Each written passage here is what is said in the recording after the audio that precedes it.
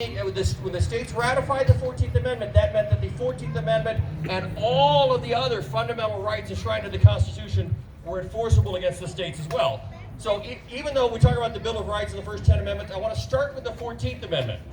Because it says, Section 1 of the 14th Amendment says, all persons born or naturalized in the United States and subject to the jurisdiction thereof are citizens of the United States. And by the way, we talk about that later because a lot of people talk about birthright citizenship and supposedly the children of illegal aliens are automatically citizens.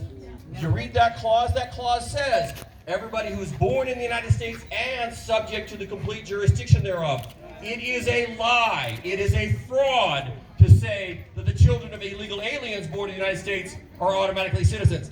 I am not a citizen by the virtue of my birth in the United States because, unlike Elizabeth Warren, I actually am an enrolled tribal member. My father was the first American Indian to fly a jet. I was made a citizen by an act of Congress in 1924 called the Indian Citizenship Act. It's one of the few things I actually share with AOC because since she's Puerto Rican, she was made a citizen by an act of Congress in 1917. That's probably about the only thing I share with AOC is that we were both made citizens by an act of Congress.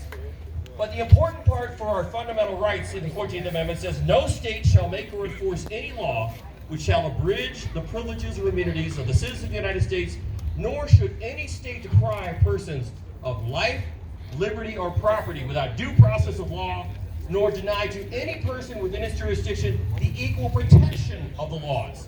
So in the 14th Amendment, the states must provide due process and equal protection.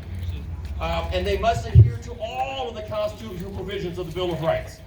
So now I'm going to refer to what the governor and what the attorney general are doing is unconstitutional.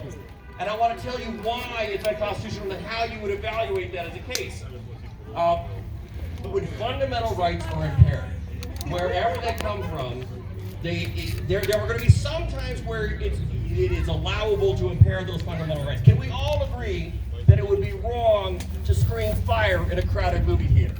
Yeah. Okay, that is something that we can all understand, that yes, you have a right to free speech and shall not be infringed, but what the court would do is they would look for, if that restriction about don't yell fire in a crowded movie theater, they would see, would that pass a standard called strict scrutiny?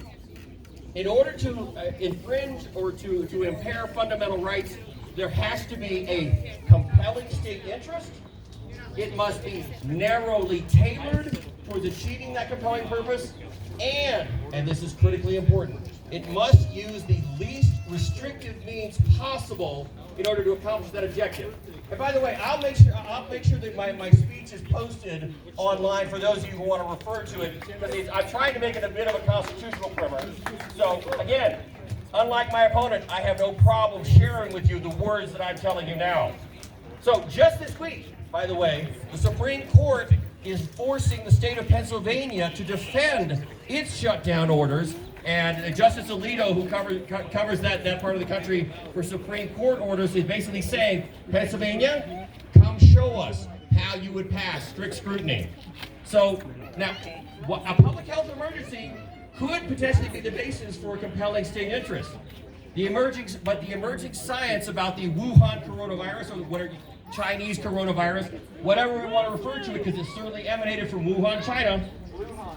The Luhan virus, there we go.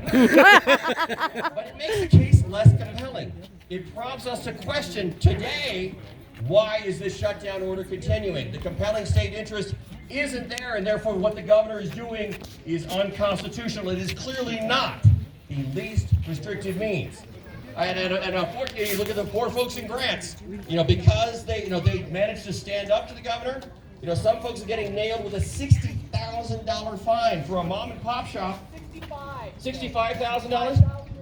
And they support law enforcement. That is where law enforcement goes to purchase equipment. That would be an exception under the governor's rule. Where's due process there? Sheriff, there is no due process. This governor, like I said, this governor was asleep during constitutional law. So let's go through the list of amendments and fundamental rights that are being shredded. Number one, the First Amendment. We all know that we have a freedom of free exercise of religion that shall not be infringed. Peaceably assembled. Everybody here being peaceable? I mean, you're a rowdy bunch, but you're being peaceable, right? and to petition the government for redress of grievances. Now, on Easter, now, by the way, baby, wave to everybody. It's my lovely wife. She's a lawful immigrant who followed the rules to come here. Took her 14 years, but she followed the rules every step of the way. She is a proud American. Yeah. But on